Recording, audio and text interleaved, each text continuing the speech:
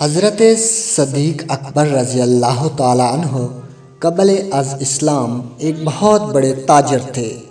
آپ تجارت کے سلسلہ میں ملک شام میں تشریف فرما تھے کہ ایک رات خواب میں دیکھا کہ چاند اور سورج آسمان سے اتر کر ان کی گود میں آ پڑے ہیں۔ حضرت صدیق اکبر رضی اللہ تعالیٰ عنہ نے اپنے ہاتھ سے چاند اور سورج کو پکڑ کر اپنے سینے سے لگا لیا اور انہیں اپنی چادر کے اندر کر لیا۔ صبح اٹھے تو ایک عیسائی راہب کے پاس پہنچے اور اس سے اس خواب کی تعبیر پوچھی۔ راہب نے پوچھا، آپ کون ہیں؟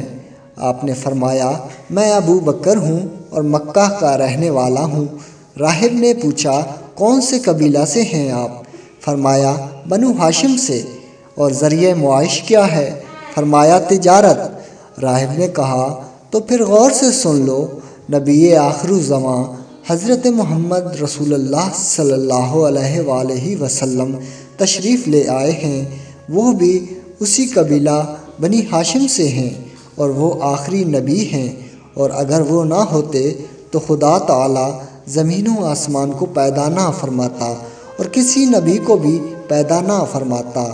وہ اولین و آخرین کے سردار ہیں، اور اے ابو بکر، تم اس کے دین میں شامل ہو گئے اور اس کے وزیر اور اس کے بعد اس کے خلیفہ بنو گے۔ یہ ہے تمہارے خواب کی تعبیر، اور یہ بھی سن لو، میں نے اس نبی پاک کی تعریف و نعت تورات و انجیل میں پڑھی ہے، اور میں اس پر ایمان لا چکا ہوں اور مسلمان ہوں، لیکن عیسائیوں کے خوف سے اپنے ایمان کا اظہار نہیں کیا۔ حضرت صدیق اکبر رضی اللہ تعالیٰ عنہ نے جب اپنے خواب کی یہ تعبیر سنی تو عشق رسول کا جذبہ بیدار ہوا، اور آپ فوراً مکہ معظمہ میں واپس آئے اور حضور کی تلاش کر کے بارگاہ رسالت میں حاضر ہوئے اور دیدار پر انوار سے اپنی آنکھوں کو ٹھنڈا کیا۔ حضور صلی اللہ علیہ وآلہ وسلم نے فرمایا، ابو بکر، تم آ گئے، لو اب جلدی کرو اور دین حق میں داخل ہو جاؤ۔ صدیق اکبر نے عرض کیا، بہت اچھا حضور، مگر کوئی معجزہ تو دکھلائیے۔ حضور نے فرمایا، وہ خواب جو شام میں دیکھ کر آئے ہو اور اس کی تعبیر جو اس راہب سے سن کر آئے ہو، میرا ہی تو معجزہ ہے۔ صدیق اکبر نے یہ سن کر عرض کیا، سچ فرمایا اے اللہ کے رسول، آپ نے، اور میں گواہی دیتا ہوں کہ آپ واقعی اللہ کے سچے رسول ہیں۔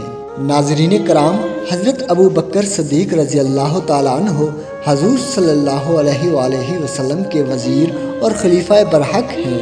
ناظرین، امید ہے ویڈیو پسند آئی ہوگی۔ ہمارے چینل کو سبسکرائب کر کے ویڈیو کو لائک کیجیے۔ اللہ نگہبان۔